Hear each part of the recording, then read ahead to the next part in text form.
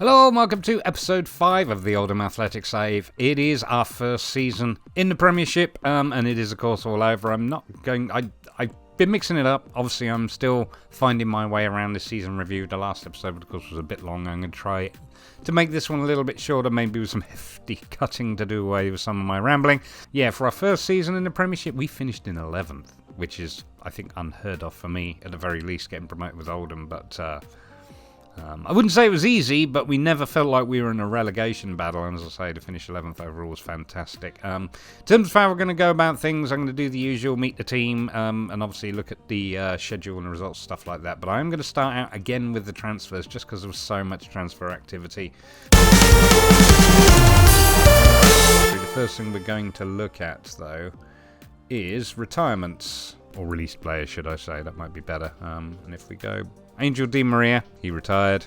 As we know, he was only going to be here for a season. George Marsh left, Zach Mills left, and Kai Merck left.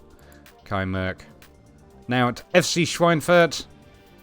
Zach Mills is, of course, unemployed. He's retired and become a manager by the looks of things. He hasn't had a job yet, so we wish him the best of luck with that. And then George Marsh, well, he's just out on a free at the moment, but it looks like he's got people... Barnet and Forest Green are possibly interested, so hopefully he'll have a job soon. So in terms of actual, I don't know if it shows free transfers too.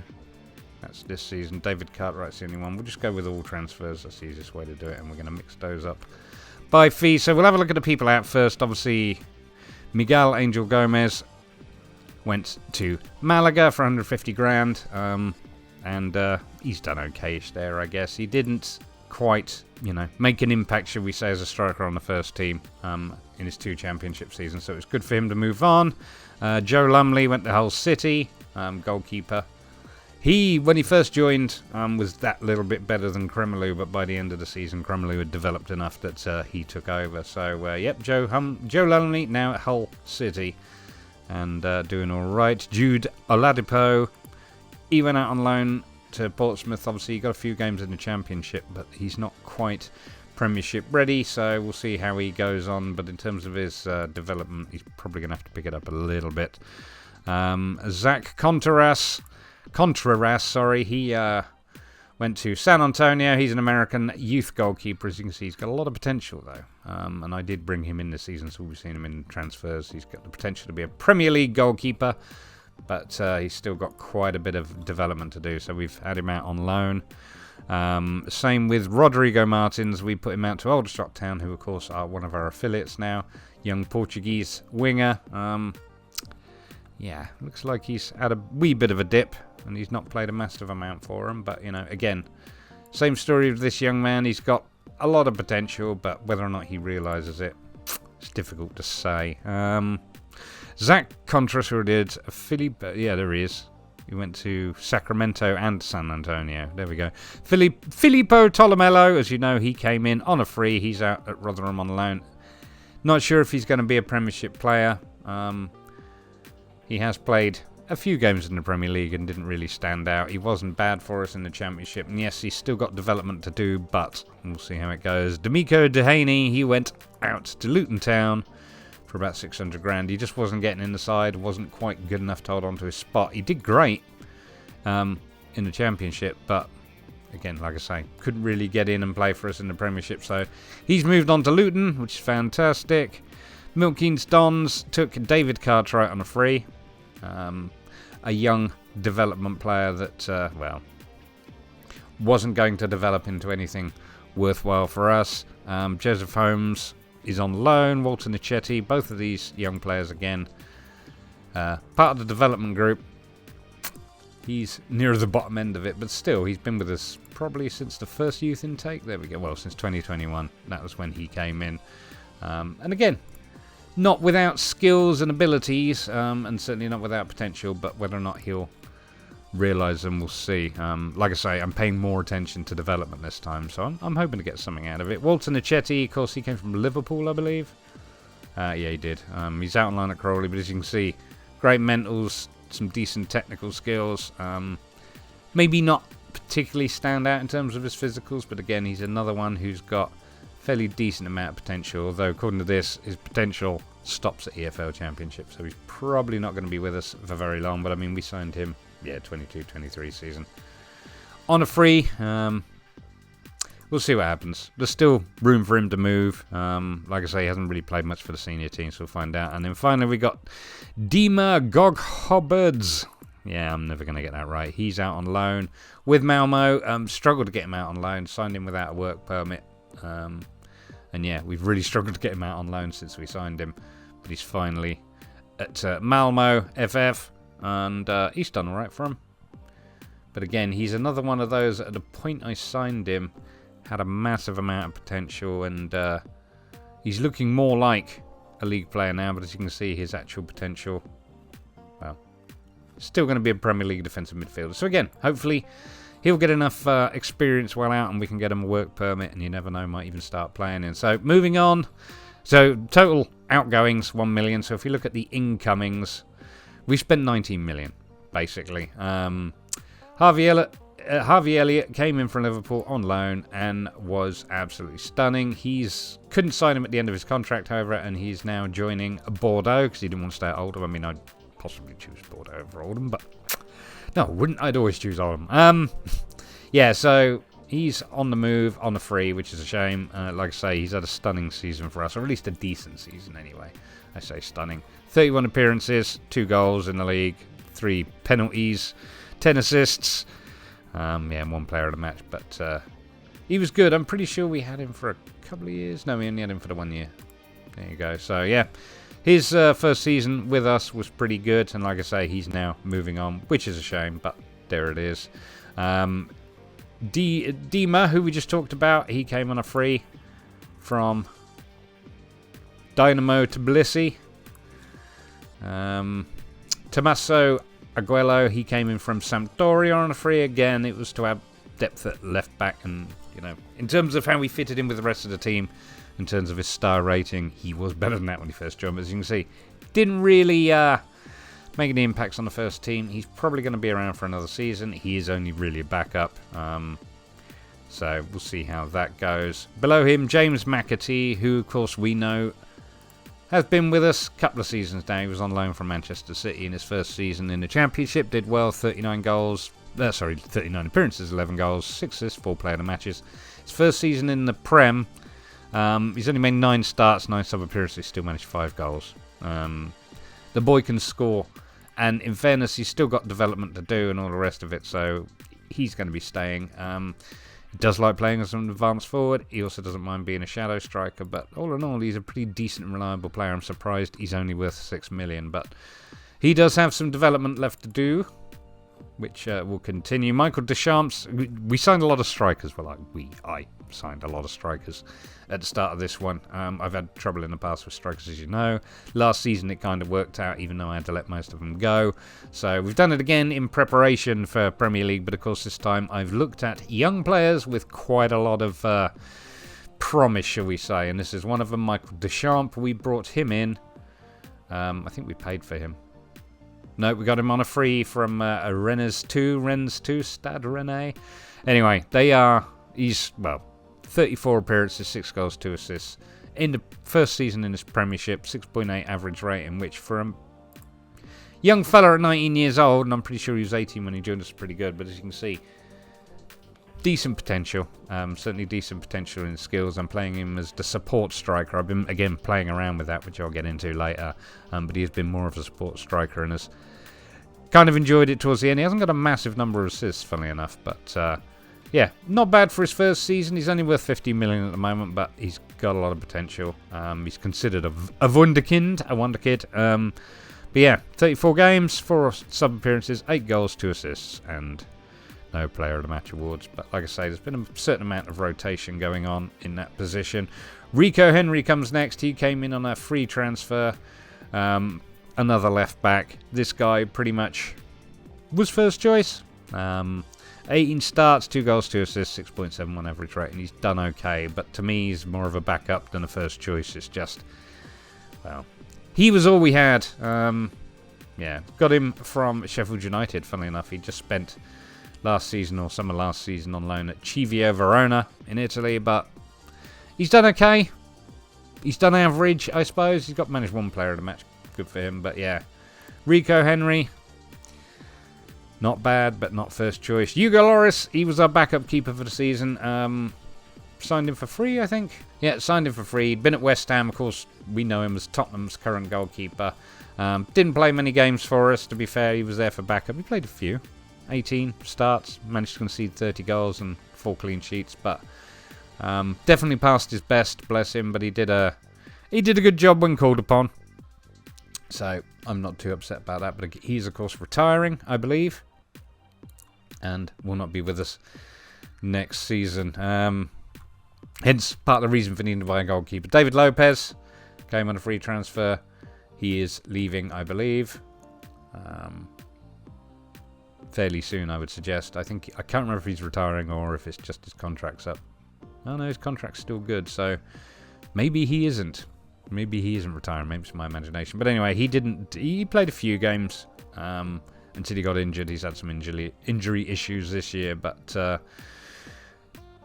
Corey Gunter, one of my major centre-halves. The Turkish fella, he's not an international, but as you can see, he was looking a bit better than the 3-star rating when he first joined, but obviously everything has improved across the Oldham squad in terms of quality over the season. He's going to be with us, well, he's got another couple of years on his contract, to be fair. He's effectively expecting to be here till the end of his career.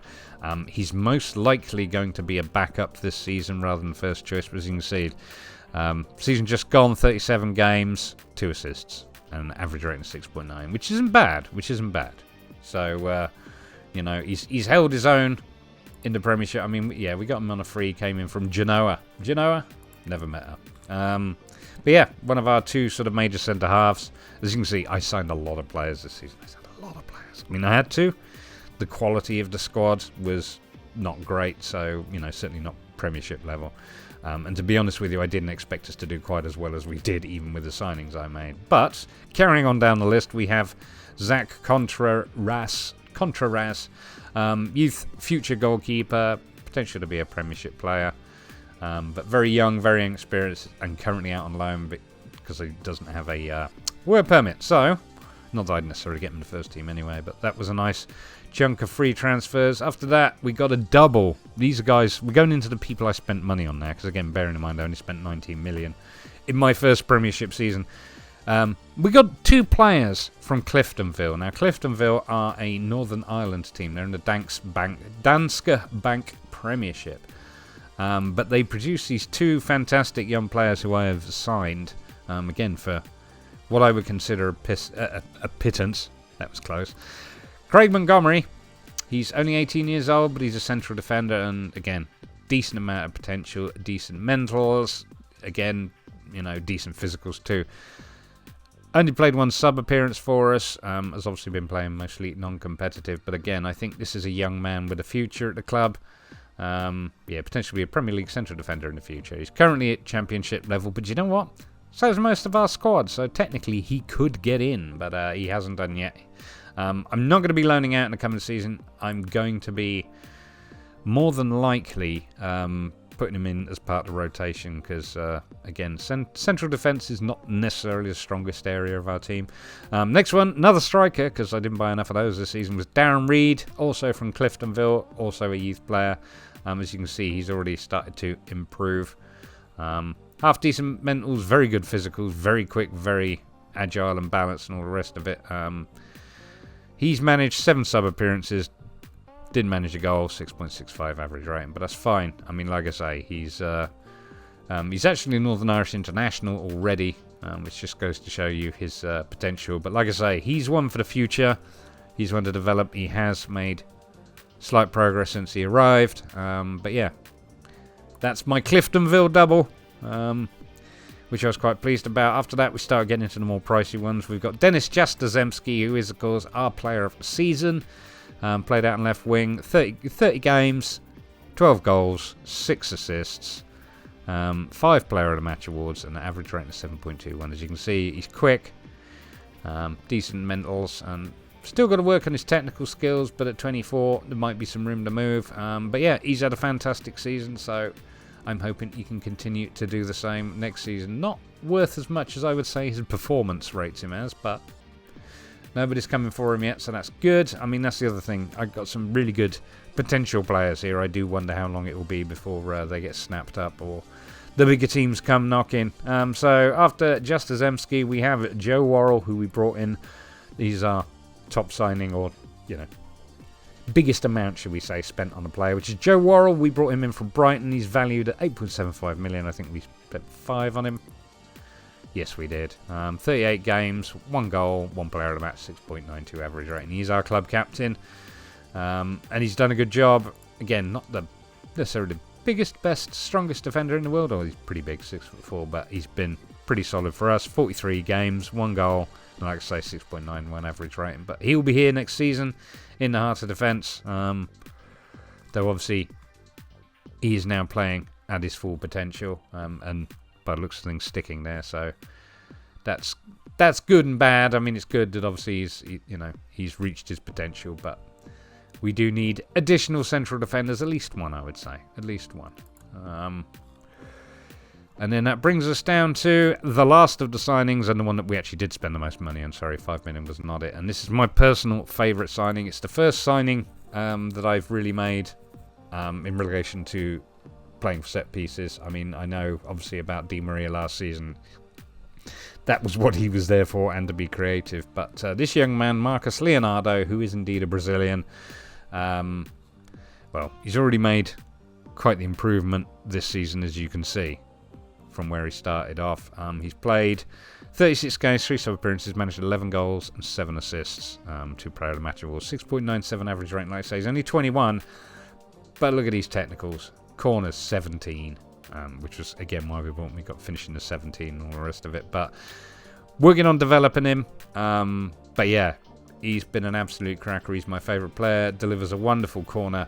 One of the things I did write a blog about playing for set pieces, and it's available on. There was a training schedule that I did. It's available on Passion for FM if you want to go take a look. But one of the things I talked about was getting the targets right. It wasn't just the set piece takers that you wanted to get. You want to get your targets right. And one of the things I've noticed that I haven't paid attention to is height.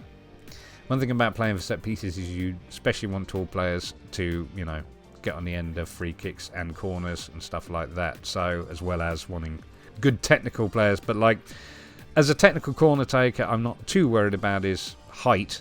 And he's only 5'7", but he's got a head of 15, but he's only 5'7". And that's kind of been one of the problems. We've got quite a few shorties. Daniele Romeo, he's going to be going anyway. 5'3", Joe Morel's 5'3", Leonardo's 5'7", Rico Henry's 5'7", Harvey Elliott's 5'8", Tolomello 5'9". And so as you can see, we're getting this far down before we start seeing players 6 foot and over, which is not ideal. Realistically, I want to be trying to only sign 6 foot players. Craig Montgomery, once he starts playing regularly and all the rest of it, 6'6", he's going to be a major target for corners and stuff like that. I wonder what his heading's like. It's already 11. He's going places. Craig Montgomery is definitely going places. So yeah, bit of a shorty squad, but we are working on it. Okay, let's meet the team, and we'll obviously look at the strikers first. That's at the top, as you can see. Our top 2 strikers, Michel Duchamp, who you've already met, the deep lying forward, and his partner Marcus Leonardo are my top 2 strikers. Unfortunately, neither of them are particularly tall, so we're going to struggle with headers. But Leonardo's 5'7", Duchamp is 5'11", so he's got a better chance of getting on the end. But of course, he's got the worst heading skill, albeit that it is improving. Oh yeah, one of the things I want to talk about actually with Leonardo was lots of great balance as a player, but look how bad his strength is. Now, bearing in mind that that's now gone up to 5 from where it was. It was 3, I think, when he started. Not as strong and not very great jumping reach, which for somebody with a 15 heading technical ability, I don't know. I don't understand how certain things develop, I guess. But yeah, very easily knocked off the ball. I guess that's what stops him from being, maybe a world-class player. But yeah, I mean, media description is only a striker. He's not considered a wunderkid or anything like that. But he is to me. I think he's superb. So I shall stop rambling on about him. Behind that, of course, Darren Reid you know about, Mccarty you know about, Jastrzemski should not be up there. Holmes is out on loan, but you know about him. He's got a bit of potential. Again, it says he's going to be a Premier League striker in the future. I'd like to try and develop as many players as I can realistically without trying to knacker things up. As you can see, we've got a lot of strikers. Simmons, I don't think, is going to stay. He's currently set up for loan, but I think I'm just going to transfer him. I mean, he only played one game for us and he had a stormer. He got player of the match, goal and one appearance, one goal and one player of the match. So you'd think he'd get on more, but he didn't. So Kendra Simmons is probably going on the transfer list. And probably the same with Niall Ennis. Niall Ennis, you see, though, can score goals. He is a proven goal scorer. I mean, he managed 6 starts, 6 sub-appearances and got 3 goals in it. Problem is, he's just too much competition for those spots. So I'm not sure about Niall Ennis. I do feel like he might be on the move as well. Moving on to the midfield, we've got some weakness at the left side. On the left wing, we've got Jastrzemski, of course, who is brilliant and certainly our player of the season. But there's nobody really behind him. Ollie Inker can play in there and has played in there. But midfield is really where our weaknesses are, if you say. Obviously, we've lost Elliott, or we will be losing Elliott. So that's our right-hand midfield, both of whom our development players are out on loan. Tolomello says he's capable. Could improve, but we'll see anyway. But like I say, the wing side, we need another left winger to back up Jastrzemski. A youth player would be great. We need probably a first choice right winger. Central midfield's not ideal. Joe Morrell is in fact our best central midfielder, but again, he's only 5'3", so he's a little bit dinky, but he had a decent season, but again, not necessarily first choice. Best of a bad bunch, I guess. Danny Molina played better than him overall, and demanded more matches, but he is also pretty much on the decline, so he's going to be out as well. I'm going to keep Morrell, don't get me wrong, because he's still got a couple of seasons left, but whether or not I'm actually going to be making him first choice for the coming season, I doubt it. Olayinka, he came in. He's been with us a couple of seasons. Yeah, he came with us for our first season in Championship. He's never been particularly standout. And yeah, I think that his time is coming to end. He's still got another year on his contract, but I think I'm probably going to put him on the transfer list. There's going to be a few people that go up on the transfer list. I normally don't necessarily bother, but I think I'm going to need to. So yeah, moving forward, definitely going to need left and right wingers, and definitely don't need any strikers. And central midfielders, I'd like maybe one central midfielder that's better than Joe Morrell. So we'll see how it goes. Defensive midfield, again, this may become back to the 4-4-2 as opposed to using the defensive midfielder, but it does help when you don't have the strongest of defence. Alfie Jones has been a top choice in that. As you know, he was my favourite signing from possibly the second season or the first season. Yeah, he's been a solid performer for us, especially in League One. His last season Championship wasn't spot on, but he only got 25 games, and he managed 30 appearances in the Premier League and did all right. And he's a fairly reliable player, but he's at that point where I think he's reached his limit, if you know what I mean. Yeah, there we go. Still improving, but like I say, he's pretty much reached his limit at this point, and I don't believe he's not quite a Premiership player. He's a good player for most Championship sides, but he did all right. But like I say, we need more potentially in that position. Behind him, we have Dima, who we already talked about. He doesn't have a work permit. He's going to be out on loan until such time as he does have a work permit, so I can't play him yet. Again, not totally sure. David Lopez is leaving, or at the very least is retiring, I believe, and at the very, very least will be sold. Behind Lopez, we have Madge Rorick. I kept him on for another season just to see if he'd get any better and develop a wee bit, but I haven't played him much. He's, like I say, never really sort of broke into the first team, never really sort of cemented a spot, and never really quite reached the potential I'd hoped he would. Obviously, these stars are less than they were when The rest of the team wasn't quite as good, but like I say, his contract's up. He's probably going to be on the move, to be fair. So, goodbye, Mr. Rorick. You did try. Reece Cole, another one. He's been a decent servant for the club in his time here. Obviously, we had him since the 2021 season, which was probably his best season by far. But yeah, he's not quite Premier League level. And yeah, I think is his contract up? Yeah, it is. So he will be leaving at the end of the season and hopefully off to find better opportunities. But yeah, he was a good, decent servant for the club for a while there. So it takes us down to defence. Left back, Rico Henry. Well, he's our strongest left back, but I'd like to do better. Arguello is just a backup. Romeo is leaving. Central defence, Joe Worrell. He was our top signing, obviously, defence-wise this season, with Gunter being the second there. They pretty much are been our solid back two or centre-halves for the season. Lucas Antai, of course. He's been with us a couple of years. I'm fairly sure that he's either retiring or I'm not renewing his contract, one of the two. Probably a bit of both. But yeah, since he joined us, he had a decent season, especially the last championship season. But a little bit too old and possibly not quite that skill level enough to make it in the Premier League. Van der Lanot we know about. He's been with us a little while. Somebody tried to buy him and I turned him down because I didn't want to lose the depth at centre-half. But ultimately, I don't believe he is. Yeah, I mean, he's not a Premiership player currently. He could improve. I don't know. Again, reliable player, does a good job. But we need sort of stronger than that, really. If we're going to do anything. Montgomery, you know about. He's the young player who came in. He's got a bright future, I think. Just got to work on developing him and all the rest of it. And then Latibaudier, who he's been with us a couple of seasons now. Yeah. Signed him first season championship.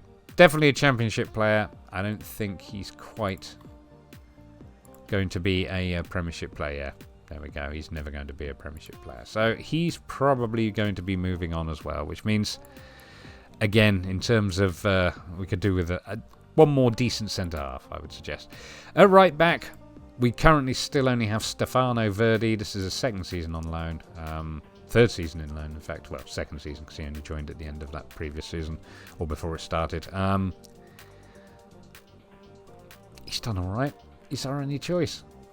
Van der Lanot's played out there as much as anybody else, and he's done okay. But yeah, so need a right back. I don't know if I'm going to be able to get Verdi back on loan again.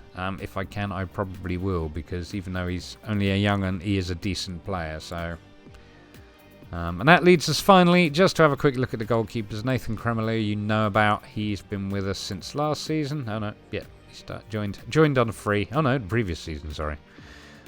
From AS Saint-Étienne, and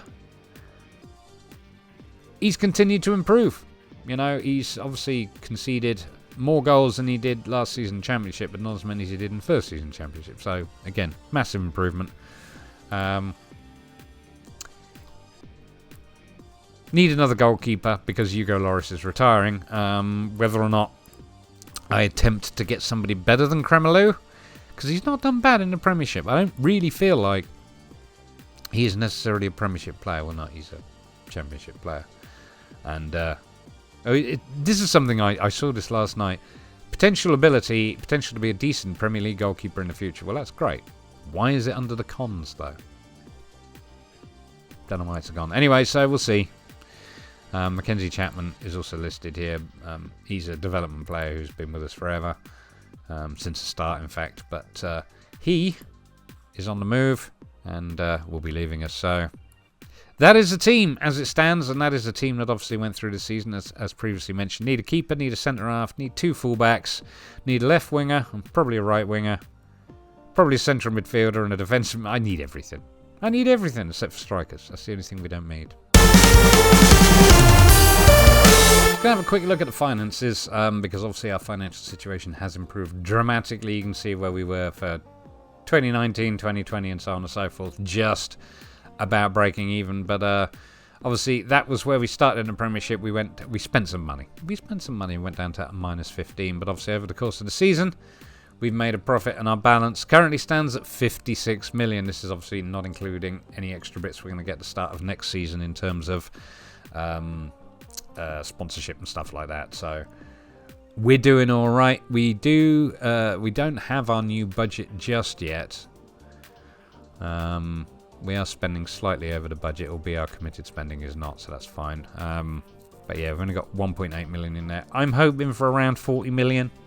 That would be a nice little chunk. That might give me the opportunity to at least buy a couple of players to shore us up a wee bit. But yeah, so in terms of being a profitable club, we're doing well. That does mean that they're going to up the wage budget. In fact, they suggested it's going to be 600k, which is great. If we're a profit-making team, they can afford to do that. But obviously, this is not 100 million transfer budget kind of balance. So we'll see how it goes anyway. But yeah, not a bad financial situation to be in. Okay, it's time to have a look at our schedule and look at how we did in the league. Obviously, pre-season was fantastic. I always say that. So we'll just kick off from where we started in the Premier League. First game of the season, first game in the Premier League. Who did we face? Manchester City. And we lost 2-1. But you know what? We didn't put in a bad performance. It was that kind of, I mean, as you can see, they dominated us. But we kept the possession. And honestly, to watch the game as I did, because it was first game of the season, all 90 minutes. Many respects, we were unlucky. I feel like we could have and should have maybe done better. As you can see, Leonardo and Duchamp still, I was at this point was developing their positions and roles, and it's still an ongoing thing. As you can see, we were full on 4-4-2 at that point. We weren't playing a defensive midfielder. So losing 2-1 to City, first game of the season, not the end of the world. Like I say, decent response. But after that, we had 2 away games, 2-1 win away over Burnley with Ennis getting both goals, and then a 2-1 win over Tottenham. Latabaudier and James Mccarty scoring, which was, again, it was one of those where you're like, oh, we're better than I thought. But as you can see, they dominated us too, but we took our chances and made them count. Mccarty, that was his first goal of the season, I believe. But yeah, so he did very, very good. And then September came along, and we lost against West Ham. We lost against Villa with Ennis getting a goal. We lost against Fulham with Mccarty getting a goal. And then we beat Leeds 2-1. And again, I think this is where we went into, having the defensive midfielder, which was David Lopez. He had a fantastic first go in that spot. That was a cracking result. As you can see, we were the stronger team. We dominated them, kept possession, and all of the rest of it. So that was brilliant. But then we lost to Chelsea. I mean, that's the thing. We had a tough run there, I think. You know, we had Chelsea, Man United, West Brom, and then Arsenal. Obviously, we lost to Chelsea and Man United. Harvey Elliott managed to get a penalty against Man U, and then drawing 1-1 with West Brom. Morale not great after that many losses, unfortunately. We then, of course, like I say, we had Arsenal straight after West Brom at home, and we lost 3-0. We were just utter rubbish. In fact, Verdi got sent off, Man City lone player, but as you can see, they had the better of the possession by a long way, and the better of the match overall. So it is what it was. These things happen. We then bounced back, I was pleased to say. Managed 3 wins in a row. We got a 2-0 away win against Southampton with Duchamp and Leonardo scoring. We managed, and I tweeted about this because this for me was a huge, huge match. Away, we managed to beat Liverpool 3-2. 3-2. I mean, they were firing shots at us like it was for fun. And again, we were mostly dominated, but we did make our chances count. Leonardo scoring, Morel scoring, and Denis Jastrzemski scoring as well. But yeah, it was one of those matches. We had an injury. David Lopez went off. Virgil van Dijk got sent off. It was just a phenomenal match. And to come away with all 3 points from that one, you know, against our first game against Liverpool in the Prem, just absolutely fabulous, especially when you consider that Liverpool, I think they finished nearer the top. I might be wrong about that, but like I say, great performance, absolutely fantastic performance. So, leading on from that, we then faced off at home to Leicester and beat them 1-0 with Duchamp scoring there. This is December. Lost at home to Brighton, that was disappointing. 2-1, Denis Jastrzemski getting the only goal for Oldham. And then we beat Everton at home. It was like we couldn't beat Brighton, but we could beat Everton. You know, couldn't beat West Brom, but we could beat Liverpool. It was one of those. It was just one of those. And again, I think part of it is when certain players step up and have a fantastic game, like Leonardo and like Jastrzemski. to a degree, we were unstoppable. So it bodes well for the future. But yeah, 2-1 against Everton. Leonardo and Morel scoring. We pretty much dominated them, I would say, which is one of those things. Richardson getting the only goal, and of course it went 1-0 up, and I thought, oh, that's it. But yeah, they got a player sent off. As you can see, they had a lot of yellow cards in defence too, whereas we only managed to one. But yeah, cracking result against Everton. We then managed a 0-0 draw away at Newcastle, which wasn't bad, and then we bounced back again with a 2-1 away win over Wolves. Goals from Harvey Elliott, and Rico Henry. Moving into January, we lost our first game against Bournemouth, 2-0 away, and then followed up with 2 draws, one of which was against Chelsea. That was not a bad result to get at home. We did lose 1-0 away, but yeah, 1-1. Fairly even game. I would say they had the better of it in terms of possession and obviously shots on target. But we did well. We put on a decent performance and a decent show. We just couldn't make it 2-1. So again, still pretty happy with that, to be honest with you, drawing with Chelsea. And then we faced off against West Brom again, and we drew 1-1 at home this time. So West Brom, not a team we could beat this season. We then beat Leeds again 3-1. A hat-trick, no less, from Denis Jastrzębski, our left winger, no less. And then, of course, Manchester United away, lost 2-0. Had no luck against Manchester United this season. Bournemouth, last game of January, we drew 0-0. Felt like we should have done better, but we had a bit of a iffy run of form after that. Moving into February, our first game, we drew 0-0 with Burnley. Felt like we should have won it, to be fair. And then we lost away at City 3-1. Alfie Jones getting the only goal for us. Again, not a surprising result. Wolves next at home. We beat them 1-0. That was a cracker. That's twice in the league we beat Wolves, which was fairly serious. Leonardo getting the only goal of that game. Moving into March, first game at home against Newcastle was a 1-0 loss, followed up by a 1-1 draw with Everton. So both times we played Everton in the league, we won 1 and drew 1. This was away. Leonardo scored a penalty on the 76th minute. Richardson, the only one to score against us. Again, they had a slightly better match stats overall, but you know, we were only 1 shot and 1 shot on target less, and of course we did have better possession. So maybe we should have come away with more. Who knows? We had a couple of players. Elliott had a bad game. Duchamp had a bad game again. I was still figuring out their pairing. I do feel like I've nailed it at this moment. After that, we had a 1-0 away win against Brighton, which was great considering how we'd done against them previously. Rico Henry scoring. That was his 1 goal. Leicester away, well, that was just awful. We got hammered 4-2. Duchamp and Leonardo managing to get on the score sheet, but we were just dominated and hammered. It's that simple. There's nothing else to say, really. So just destroyed. And it kind of sent us on a little bit of a bad run, because we then had Liverpool and Arsenal after that. And Liverpool at home, we lost 1-0. That's actually not a bad result. Not as good as obviously beating them, but only losing by 1-0 is against Liverpool is half decent. But again, Arsenal hammered us 5-1. Duchamp getting the only goal. But yeah, that was a very unpleasant match to be a part of. I'll not lie to you. It's one of those where it doesn't seem to matter what you do. Nothing seemed to make any difference. But it is what it is. After that, we bounced back. I think I had a team meeting at that point. 3-1 at home over Southampton. Leonardo getting 1 and Denis Jastrzębski getting 2. Then we had a 1-0 away win over West Ham with Jastrzębski scoring again. Which takes us into our final 3 games. The first one was against Tottenham. We drew, so we've had a good season against Tottenham in the Prem, having managed a 1-1 draw. Like I say, they were better than us. We did have the better possession, but I do feel like they were the better team.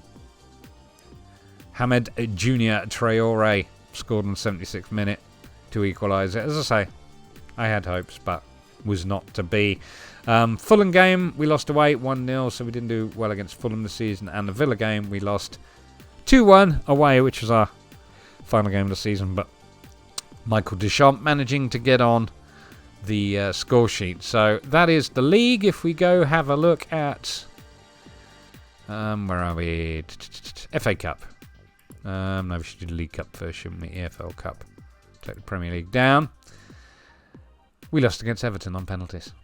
And that was our EFL Cup. We started in the second round, and like I say, we didn't put on a bad performance, but they did beat us on penalties in the end. So Marcus Leonardo missing our penalty. I mean, yeah, looking at the statistics, we should have won it. We didn't. We didn't make it count, and that was the end of the League Cup for us. So, look at the FA Cup. Slightly different story. Third round we came in, beat Watford at home 3-1. Goals from Mccarty, 2 of them in fact, and 1 from Leonardo. 94th minute. West Ham, we then beat at home in the 4th round 3-2. Goals from Duchamp, Oli Yinka, who doesn't get many, and Leonardo. And then the 5th round, we beat Crystal Palace 4-3 away, which was an exciting game. Goals from Molina, 2 from Leonardo and 1 from Duchamp. But yeah, it was a fun game. We went 3-0 up, and they mounted quite the comeback to bring it back to, I think it was 3-2, and then we scored another one to make it 4-2, and then they scored one in the 93rd minute to make it 4-3, but it was an exciting game. They had slightly better match stats overall. We had the better possession, but it was us who made it count. As you can see, my midfield and my strikers all playing very, very well, but all getting yellow cards. So maybe I need to look at the tactics there. So that was fantastic. And then the final game in the FA Cup for us was the quarter-final away against Manchester United, and we got smashed. Smashed 4-0. It was awful. It was horrible. I didn't enjoy it at all. We had better possession, which we could do nothing with, as you can see. Everybody up front played terribly. Most people in defence played terribly. Elliott got sent off. So overall, a good performance in the FA Cup, and not bad to finish up with the quarter-final. Okay, we can have a look at the end-of-season awards. Fans Player of the Season, not too surprising, Denis Jastrzemski, 68% of the vote, with in second place Marcus Leonardo, who's of course my Player of the Season, and Alfie Jones in third place after that with only 11%. Goal of the season comes from Niall Ennis against Villa. We'll have a quick look at that. Niall Ennis, of course, being very good at scoring goals, but struggling to get in the side a little bit. There's too much competition. Here we go.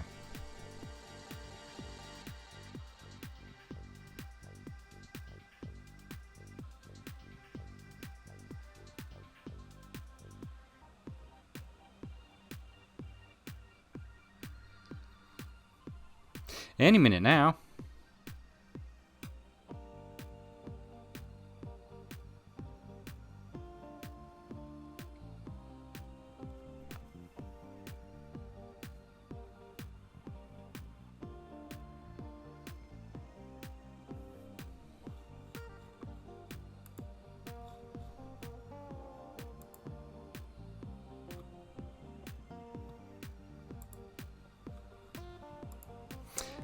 Lovely corner in, cleared, but only as far as Ennis. Run in, edge of the box, and boom! Comes off the crossbar. Lovely, lovely goal. Well taken. Okay, so signing of the season, Denis Jastrzemski, $2.5 million from Hertha BSC. He is now worth, if it's going to let me go into there, there we go, a massive $15.5 million. So yeah, he's still going to be in next season. And of course, Young Player of the Season, also Denis Jastrzemski. So have a look at the season review, 23-24. Few will have tipped Oldham to have been capable of avoiding relegation heading into the season, but Oldham confounded every expectation by achieving a solid mid-table finish. Oldham were one of the competition's more unpredictable teams, enjoying an impressive spell of form between November and December that saw them rise to 10th, having sunk as low as 15th earlier in a campaign that ultimately ended with them exceeding expectations. So yeah, we finished 11th. First season in Premier League, finished 11th. That's not bad. Quarter-final of the FA Cup against Manchester United. That, again, not a bad result. Not great, of course. Carabao Cup in the second round, we lost to Everton. So, match of the season, Burnley 1, Oldham 2. I actually think there was some, like the Liverpool game might have been a better choice than that, or possibly even the Tottenham win. But moment to forget, 5-1 defeat away at Arsenal. Yeah, that wasn't great. Yeah, we'll have a quick look at the injury report. It's not been too bad. I mean, Denis Jastrzemski, as you know, considering how much of a top player he still is for us. Missed best part of 2 months with an injury. Had 4 injuries overall, but that was the biggest one. But we've got a few up there that are bigger ones. David Lopez is leaving. I'm pretty sure that Tommaso Aguero is staying for another season, albeit as a backup. He might go on the list, to be fair. And Elliot Lemoyne, I believe he is a development player. Yes, he is. So, yeah, I mean, he's going nowhere, as in terms of being for the team. So, yeah, that's the end of the season. Oh, we should also look at the best 11. I normally do that first. Following the completion of this season's best 11, Oldham supporter spokesman Lee Coleman has proudly announced that 2 players have been considered good enough to enter the overall best 11. James Mccarty was the pick of the 2 players. The forward accumulated 66 appearances and scored 16 goals for the team at an average rating of 6.99. Joel Latibordier was the other player selected to become part of Oldham's proud history. So, starting 11... Nathan Kremelu, Joel Latibordier, Alfie Jones, Maxime Vanderlon-Not, Dan Butler's still in there. Palko Dardai, he's still there too. Reece Cole, Danny Molina, James McAtee, Jerome Sinclair, and Kai Merck. I wonder what Kai Merck's up to these days. Okay, he's at Schweinfurt. FC Schweinfurt 05. Not a good rating for us, but he's done well for them. Look, 30 goals in 42 games. Why can you score goals like that for me? I'd like to say that this is the development I put in on you, mate, but wow. 30 goals overall, 12 of those in the cup. He had a stunning cup run, didn't he? That's 18 goals in 34 games. It's not bad. I mean, it's better than anything he pulled out of the bag for us, other than his 25 and 23 when he played for Elversberg. But like I say, never quite pulled it out of the bag for us, but what a cracker at Schweinfurt. Good for him. Okay, we're going to have a finish up of the final standings, starting off with League 2 as always. AFC Wimbledon have gone up as champions, with Burton Albion, Northampton and Crewe getting promoted along with them. Crewe going up through the playoffs, relegated out of League 2 were Hartlepool and Tranmere.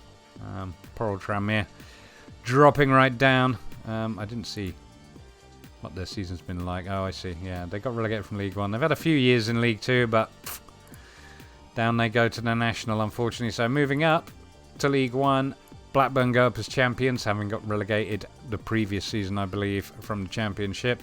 Bolton, same story. They're going back up. If we have a look at Bolton, they went down to second. As you can see, they had at the Championship, nearly went down out of League 1 and then went down, but now they've come straight back up and are getting promoted once more to the Championship. So good for them. They've done better. Millwall, Bristol Rovers missing out, and Peterborough going up in the playoffs. Relegated from League 1 is Stevenage, Exeter City, Plymouth and Fleetwood. Fleetwood I'm kind of surprised to see, although they've been solid in League 1 for a number of years now, but obviously not, well, other than 16-17, obviously getting into the playoffs, they've not kind of broken through. So obviously they're now down to League 2, which is unfortunate for them. Let's say Plymouth Argyle joining them. So if we move up to the Championship and have a look at the league table, we will see that Huddersfield were champions, with Palace getting promoted in second place, and winners of the playoffs and going up are Cardiff. Cardiff, of course, getting relegated from the Premier League back in the 18-19 season and have been hanging around the Championship ever since. But they are now back up, relegated from the Championship. However, Sunderland, they're going back down to League 1. I think they only went up, oh no, yeah, they went up in the 1920 season.